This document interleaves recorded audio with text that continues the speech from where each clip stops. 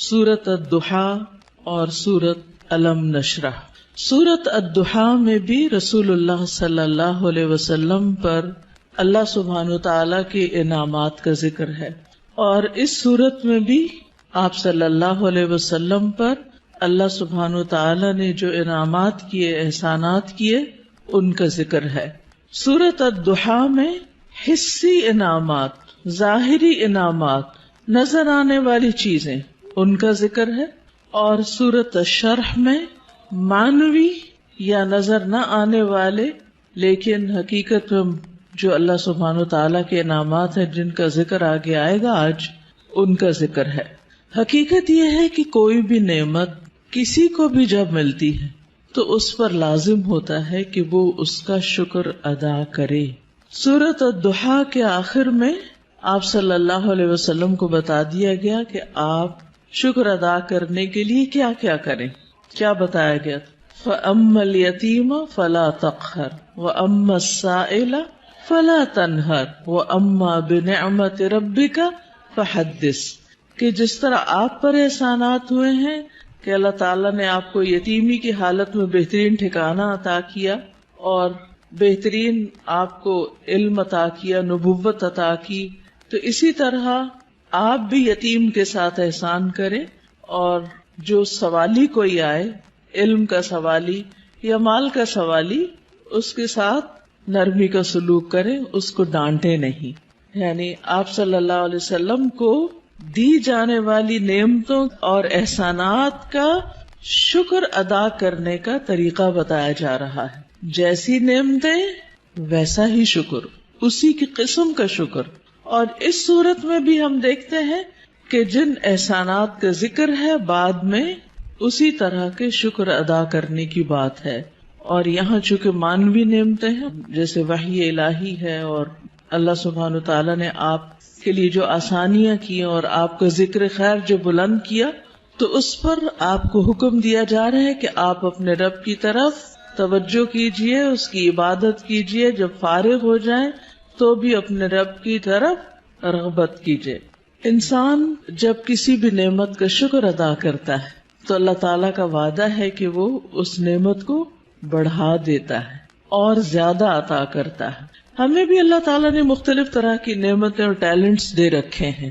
بعض اوقات ہم اپنے ان ٹیلنٹس کو فل کیپیسٹی میں استعمال نہیں کرتے، نتیجہ کیا ہوتا ہے؟ ہماری صلاحیتوں کو زنگ لگ جاتا ہے۔ لیکن جتنا زیادہ ہم ان کو استعمال کرنے لگتے ہیں، جتنا زیادہ ہم ان کو دینے لگتے ہیں، اور خاص طور پر اگر کوئی شخص دین کی دعوت دینے والا ہو یا تعلیم دینے والا ہو، تو ایک استاد یا ایک داعی جتنا زیادہ اپنے مدعو کے ساتھ یا اپنے طالب علم کے ساتھ، اسٹوڈنٹ کے ساتھ محنت کرتا ہے، اس کے لیے قربانی کرتا ہے، اس کو سکھانے کی اور اس کو دینے کی کوشش کرتا ہے، تو اس کا علم اور تجربہ اتنا زیادہ بڑھتا چلا جاتا ہے۔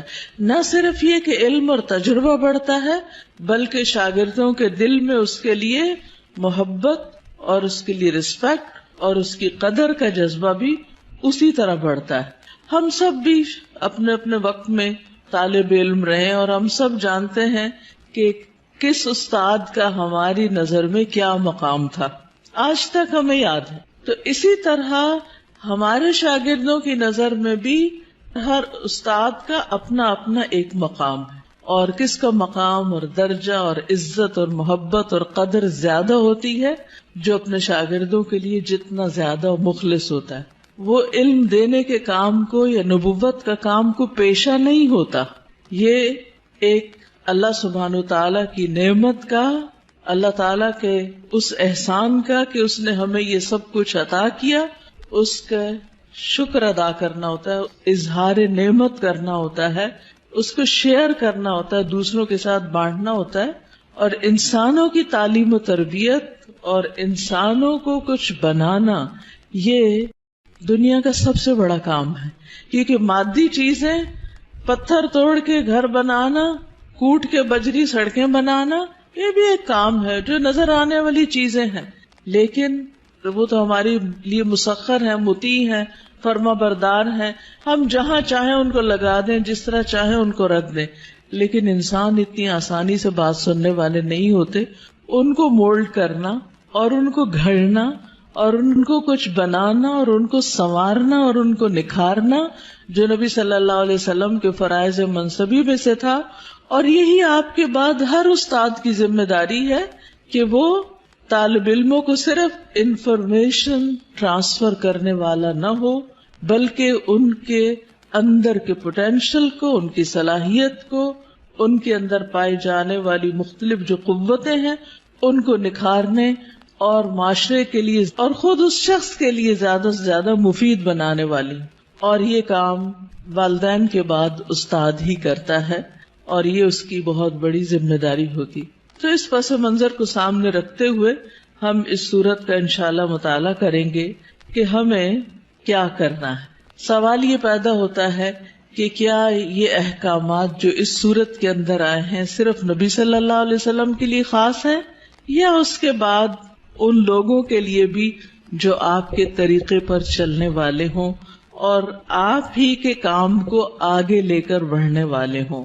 تو حقیقت یہ ہے کہ یہ سب کے لیے ہیں، آپ کے لیے خاص اور ہمارے لیے عمومی طور پر. تو آئیے دیکھتے ہیں سورت کو. اللہ سبحانہ وتعالیٰ فرماتے ہیں الم نشرح لک صدرک.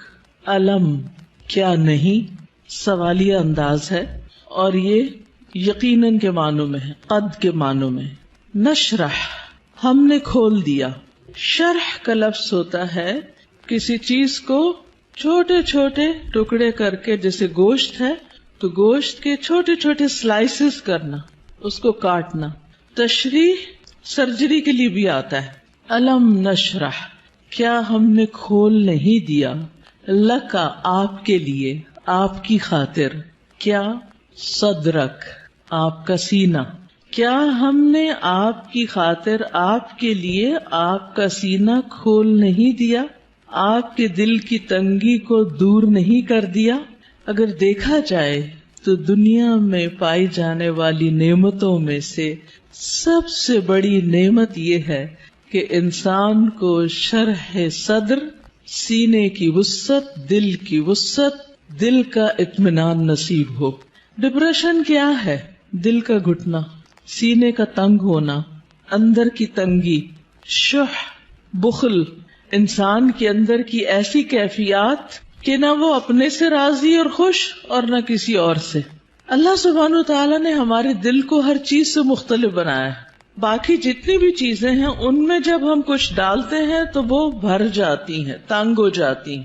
لیکن دل اگر نرم ہو تو اس میں جتنی بھی علم اور حکمت اور خیر کی چیزیں ڈالی جائیں وہ اتنا ہی زیادہ وسیع ہوتا چلا جاتا ہے، اتنا ہی زیادہ کھلتا چلا جاتا ہے، اتنا ہی اس میں انبساط آتا ہے، اتنی ہی زیادہ اس میں خوشی اور اطمینان آتا ہے. تو یہ ایک بہت بڑی نعمت ہے اور یہ مانوی نعمت ہوتی ہے، ٹینجیبل نہیں ہوتی کہ آپ چھو کے دیکھ سکیں کہ کیا ہے. پچھلی صورت میں ٹینجیبل نعمتیں تھیں لیکن یہاں مانوی نعمتوں کا ذکر ہے. الم نشرح لک صدرک کیا ہم نے آپ کے لیے آپ کا سینہ کھول نہیں دیا. جب سینہ کھلتا ہے تو مشکل سے مشکل، پیچیدہ سے پیچیدہ اور کمپلیکیٹڈ معاملات سمجھ میں آنے لگتے ہیں. انسان چیزوں کی تہ تک پہنچنے لگتا ہے، اس کو گہرائی نصیب ہوتی ہے، اس میں وزڈم آتی ہے، اس میں ڈیپتھ آتی ہے اور انسان دور تک سوچنے لگتا ہے. ابراہیم علیہ السلام کا ویژن آپ دیکھیں کہ انہوں نے نبی صلی اللہ علیہ وسلم کے بھیجے جانے کے لیے دعا کی تھی 2500 سال پہلے. وہ کیسے؟ ان کو یہ ضرورت کیوں محسوس ہو گئی اور انہوں نے اپنی دعا میں یہ دعا کیوں شامل کی کہ اللہ ان کے اندر سے ایک شخص ایسا اٹھانا جو ان کی تعلیم و تربیت کرے. ہم ایسی بات کیوں نہیں سوچتے؟ ہمیں ایسے خواب کیوں نہیں نظر آتے؟ اس لیے کہ ہم صرف اپنی ہی ذات کے گرد گھومتے ہیں. سیلفش، دل چھوٹا ہے، نظر کوتا ہے، تنگ ہے، شارٹ سائٹڈ ہے، دور کی چیزوں کو نہیں دیکھ پاتے، صرف قریب کے فائدوں کو دیکھتے ہیں. آج مجھے کیا مل رہا ہے ہم اس کو دیکھتے ہیں، کل میری کوششوں کا صلہ کیا نکلے گا، کیا ملے گا مجھے، اس کی طرف ہماری نگاہ نہیں جاتی.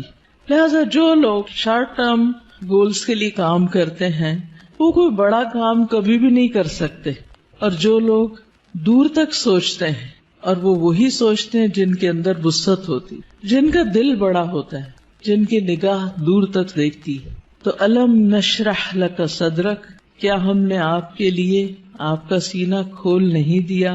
آپ کے لیے اللہ سبحانہ و تعالی نے خیر اور بھلائی کے رستے کھول نہیں دیے، کیونکہ جب تک دل کھلتا نہیں، یہاں صرف دل کی بھی بات نہیں کی گئی، پورے سینے کی گئی، چیسٹ، اور چیسٹ کے اندر دل، چیسٹ کی جگہ زیادہ ہوگی تو پھر باقی چیزوں کے اندر بھی وسعت آئے گی. تو نبی صلی اللہ علیہ وسلم کو اللہ سبحانہ و تعالی نے یہ خاص صلاحیت دی تھی جس کی وجہ سے آپ نبوت کا کام لینے کے قابل ہوئے تھے. اسی لیے قرآن آپ کے قلب پر نازل ہوا تھا اور آپ نے اس کو محفوظ کیا تھا. اسی لیے پھر اس کو صحیح طور پر سمجھ کر آگے بیان کیا تھا، کیونکہ ان سب چیزوں کا تعلق شرح صدر کے ساتھ ہوتا ہے.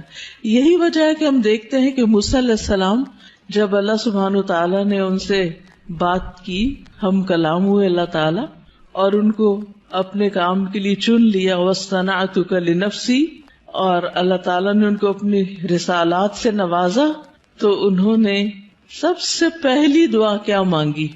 رب اشرح لی صدری ویسر لی امری واحلل عقدۃ من لسانی یفقہوا قولی، کہ اللہ میرا سینہ کھول دے، یہ ساری بات مجھے بھی سمجھ آئے اور دوسروں کو بھی سمجھ آئے، اور میرا کام آسان کر دے، اور میری زبان کی گرہ کھول دے تاکہ لوگ بات سمجھ سکیں، اور مجھے میرے گھر والوں میں سے ایک مددگار میرے بھائی ہارون کو عطا کر. تو بہرحال اللہ سبحانہ تعالیٰ جس کے ساتھ بھلائی کا ارادہ کرتا ہے، من یرد اللہ بہ خیرا یفقہہ فی الدین، اور پھر افمن شرح اللہ صدرہ، کیا بھلا وہ جس کا سینہ اللہ نے کھول دیا، فہو علی نور من ربہ، اور وہ اپنے رب کی طرف سے ایک نور پر ہو.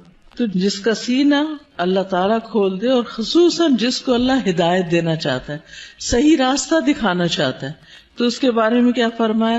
من یرد ان یہدیہ یشرح صدرہ للاسلام، جس کو اللہ ہدایت دینا چاہتا ہے اس کا سینہ اسلام کے لیے کھول دیتا ہے، اس کو وسعت عطا کر دیتا ہے.